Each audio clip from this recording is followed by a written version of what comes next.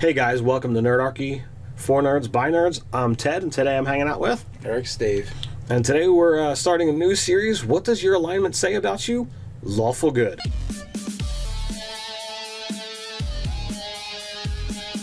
Jump down the description below where you can learn how to game with Nerdarchy through our newsletter, as well as gain tips about RPGs from us to you. Alright, so you've been playing RPGs for a while. You know what the alignments are, but there's sometimes people get a little bit, sketchy on what exactly they need to do. Nothing starts a fight. Nothing starts a D&D fight like alignment. So alignment is pretty specific to Dungeons and Dragons. It's been in the game since the very beginning. So we're going to talk about lawful good, also sometimes referred to as lawful stupid. And let's see what 5th edition says about the lawful good alignment. So lawful good. Creatures can be counted on to do the right thing as expected by society. Gold dragons, paladins, and most dwarves are lawful good. Done. That's what it says in the 5th edition player's handbook. And Dave's like, "That's it? Can we grab an older edition?" And by happenstance, I happen to have my 4th edition book somewhat handy, and there's a little bit more. They stretch it just a little bit. It says, the lawful good alignment, an ordered society protects us from evil. If you're lawful good, you respect the authority of personal codes of conduct, laws, and leaders, and you believe that those codes are the best way of achieving your ideals. Just authority promotes the well-being of its subjects and prevents them from harming one another. Lawful good characters believe just as strongly as good ones do in the value of life, and they put even more emphasis on the need for the powerful to protect the weak and lift up the downtrodden. The exemplars of lawful good alignment are shining champions of what's right, honorable, and true, risking or even sacrificing their lives to stop the spread of evil in the world. When leaders exploit that authority for personal gain, when laws grant privileged status to some citizens and reduce others to slavery or untouchable status, law has given into evil and just authority becomes tyranny. You are not only capable of challenging such injustice, but morally bound to do so. However, you would prefer to work within the system to right such problems rather than resorting to more rebellious and lawless methods. Just a little bit more. Just a little bit more. So that actually is a pretty good write-up for the alignment of lawful good. And people say 4th edition is bad. Yeah, that totally blew 5th edition out of the water there. So we've talked about different things in our game when alignment comes up, and some of the things being how to play them different. Some of the things being we had a paladin in our game that would just mow down women and children if they were of a evil perceived of a race that they perceived as being evil. And I've heard the argument, well, that makes them not lawful good. That that's an evil act. And there's so many different ways that you can look at it. And the problem with alignment in D&D is it's kind of ambiguous and open to interpretation. Yes, and not only open to interpretation, but open to the character's perception as well. And that's the thing that tends to get a little bit touchy. In that particular example, our buddy Mike, or frequently referred to throughout the years as Psycho, he played a paladin that, from his belief, orcs are evil. End of story. It goes no further than that. Orcs are evil. They must be wiped from the face of the earth. He sees an orc, he's going to kill it. Doesn't matter whether it's a baby or whether it's the orc war chief. It's going to die. Evil's evil. So in this series, we want to discuss a little bit, not so much about alignment per se, but how to play the alignment and how your character should interact with the world, or could interact with the world, because there's different ways. Like we said, there's different ways to play lawful good. The 4th edition book says that you want to work whenever possible within the laws of society itself, and you want to uplift those around you. You are a force to, number one, work. You're a force for the law. You want to abide by it. You believe in it. You believe in it. It's something that's important to you. And being a good person, your acts are going to generally be good. That doesn't mean, as with any alignment, you can do things that are against what's there, but as a lawful good character, those decisions where you stray from your alignment are going to weigh heavily upon you, and you might call those things into question time and time again. And if you want to RP that kind of thing, all right, well, you rolled crappy on that roll. All right, well, your brain must have been on that face of the person that you killed when you knew you really shouldn't have. And you could keep bringing those things back up, and you might need to find a way to atone and do something to make you forget or make you believe that it was right or whatever have you. Well, or just resolve yourself of it. Yes. So basically, atone. Yeah. So that being said, now you do that too often, you're no longer lawful good. Exactly. The more things, the more dark spots that you have on your soul, as you might call it.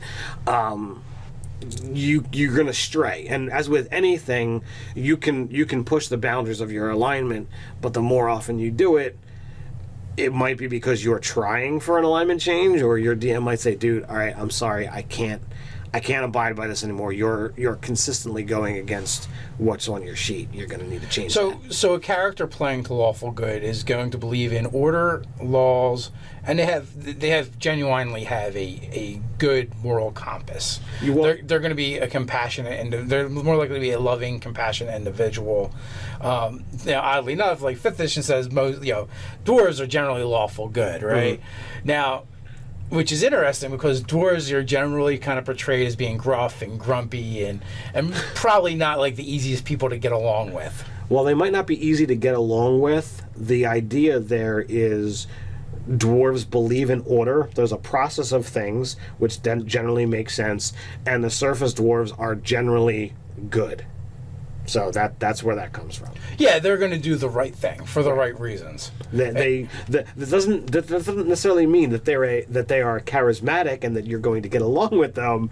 It's just that they believe in order and right. So if you're playing a lawful good character, like essentially you're a law-abiding citizen, and you also believe in doing the right thing.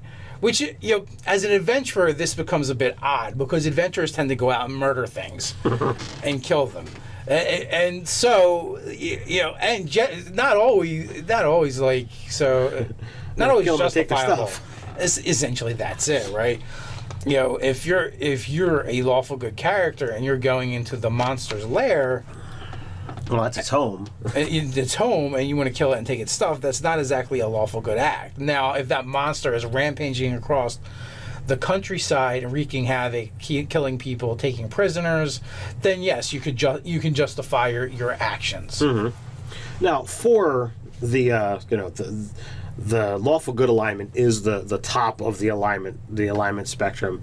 It is easy to play because you always know what you should be doing.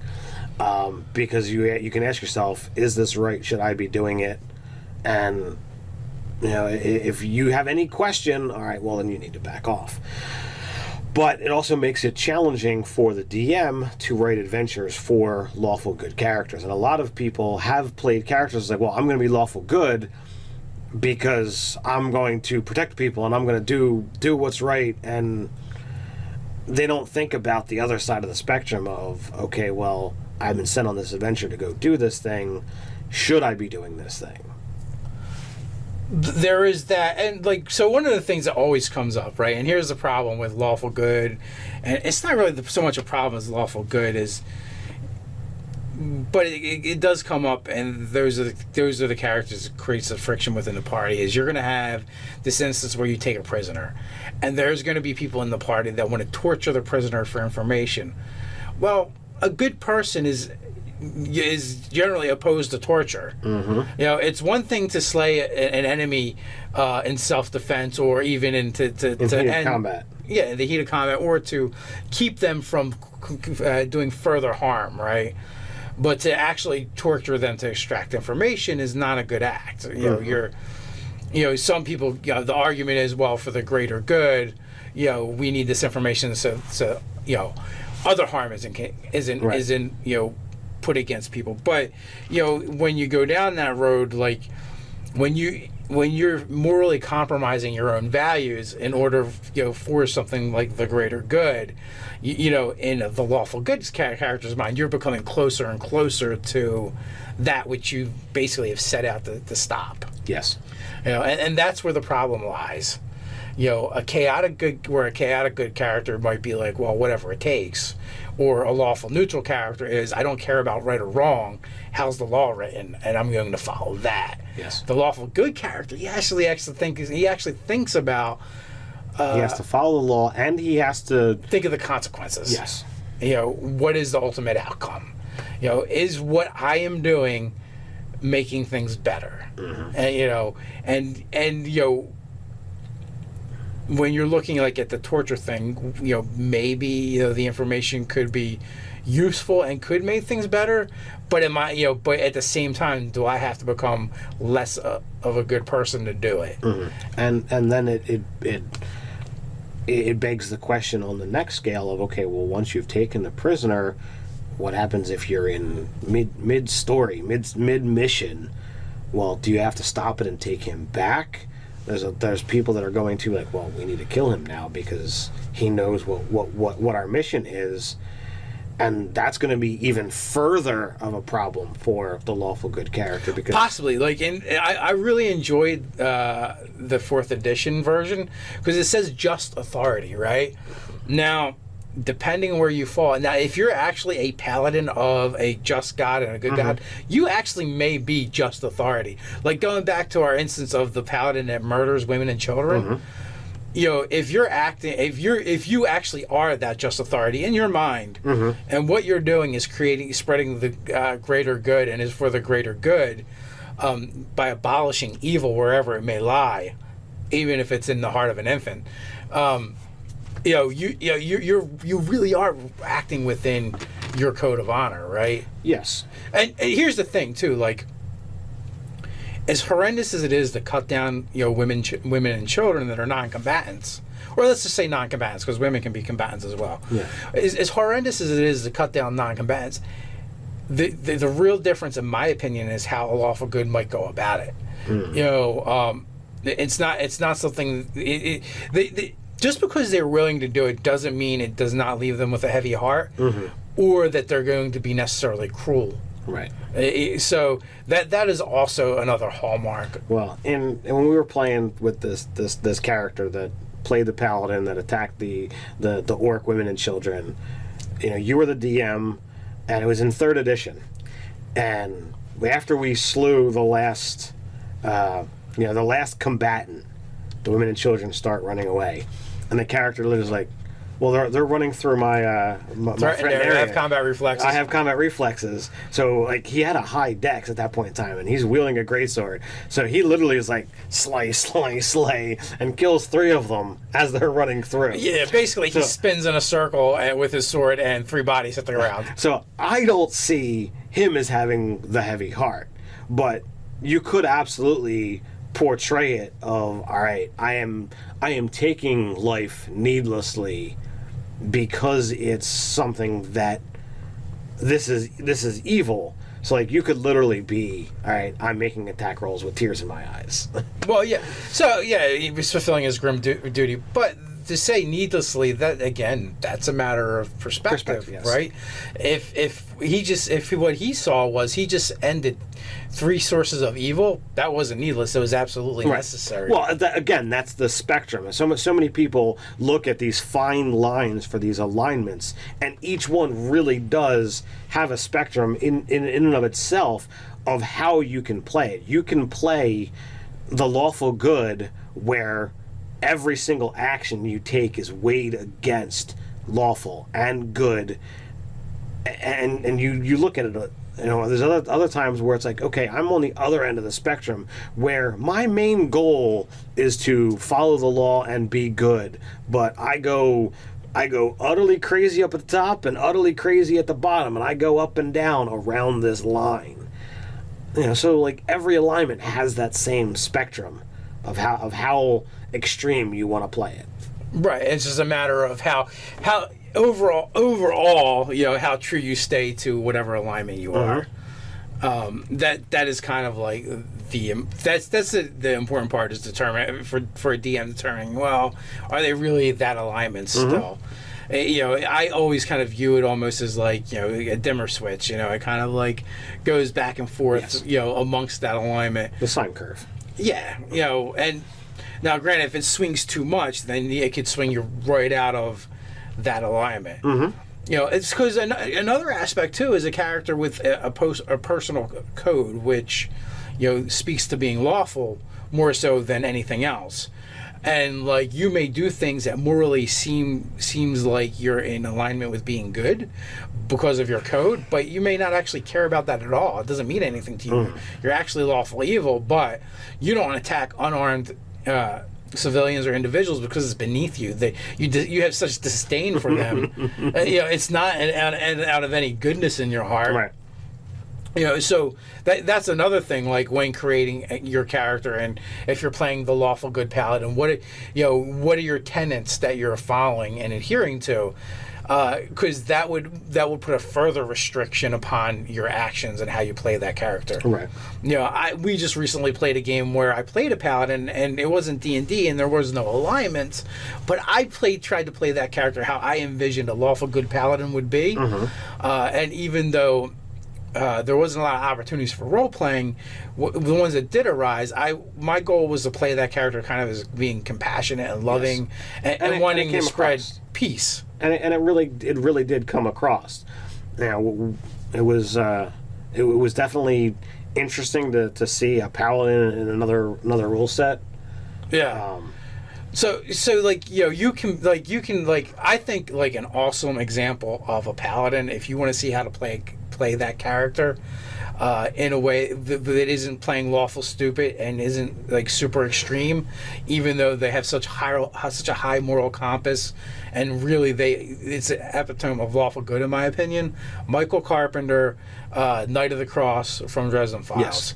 Yes. That character is portrayed as like such an awesome Christian and person that even though he does these things that he deems necessary, he's not actually, and even things that he disdains and he's against, he doesn't pass judgment on others that do. In his opinion, that's not his job, unless he's called to. Mm-hmm. And when I say called to, like if you have a diametrically opposed view to him, that's fine. But it's only when you cross the line that he would take action. Yes. If you're evil, that's not enough for him to strike you down. But if you're evil committing atrocities, he will step in, he will put himself in harm's way to see that, the innocents are protected. And he will even go so far as to say, like, all right, this is not my fight. This is not for me to get involved with. And there's times, spoiler alert, that he's like, it's not the duty of those who bear these swords to put down evil. It's his duty to save those who took up the coins. Yes, yeah, so it's very specific. Yeah, it's a specific to that setting. But like, you could literally play a paladin that it's like, all right, you can always allow, for when you're dealing with an intelligent adversary, you can be like, look, I don't kill. I'm here to save people and put them on a path that's right and just, as opposed to I'm just going to kill everybody and take their stuff. Yeah. Oh, I kill evil. Kill. Yeah, you could absolutely be playing, the paladin that is calling for the bad guys, the enemies, to repent, even as he's swinging his sword, and he means it honestly. Like, he's willing to accept that, right, if you lay down arms and let you go. Mm-hmm. So there's definitely other ways of playing lawful good. In like we used the example of the dwarves not being charismatic and not being particularly likable, mm-hmm, but they still uphold those tenets. So like, a watchman could be the same way. Like, right, he does his job and he believes in it, but he doesn't necessarily have to be a nice guy to be around. Right. Or you could go the other way where you're more like kind of like a Dirty Harry kind of watchman, and like, you bust heads and make things happen for the good of the city. Right. So what do you guys think? Is there any points that we missed on Lawful Good that you want to bring up? You can put those down below. While you're at it, don't forget to like, share, and subscribe. Can check us out at nerdarchy.com. So until next time, stay nerdy.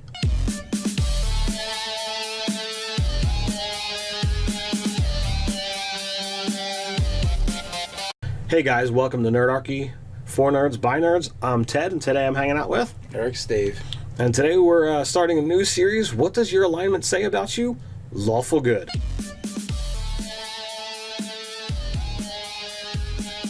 Jump down the description below where you can learn how to game with Nerdarchy through our newsletter, as well as gain tips about RPGs from us to you. All right, so you've been playing RPGs for a while. You know what the risking or even sacrificing their lives to stop the spread of evil in the world. When leaders exploit that authority for personal gain, when laws grant privileged status to some citizens and reduce others to slavery or untouchable status, law has given into evil and just authority becomes tyranny. You are not capable of challenging, so you are not only capable of challenging such injustice, but morally bound to do so. However, you would prefer to work within the system to alignments are, but there's sometimes people get a little bit, sketchy on what exactly they need to do. Nothing starts a fight. Nothing starts a D&D fight like alignment. So alignment is pretty specific to Dungeons and Dragons. It's been in the game since the very beginning. So we're going to talk about lawful good, also sometimes referred to as lawful stupid. And let's see what 5th edition says about the lawful good alignment. So lawful good. Creatures can be counted on authority of personal codes of conduct, laws, and leaders, and you believe that those codes are the best way of achieving your ideals. Just authority promotes the well-being of its subjects and prevents them from harming one another. Lawful good characters believe just as strongly as good ones do in the value of life, and they put even more emphasis on the need for the powerful to protect the weak and lift up the downtrodden. The exemplars of lawful good alignment are shining champions of what's right, honorable, and true. To do the right thing as expected by society, gold dragons, paladins, and most dwarves are lawful good. Done. That's what it says in the 5th edition player's handbook. And Dave's like, that's it? Can we grab an older edition? And by happenstance, I happen to have my 4th edition book somewhat handy. And there's a little bit more. They stretch it just a little bit. It says, the lawful good alignment, an ordered society protects us from evil. If you're lawful good, you respect the authority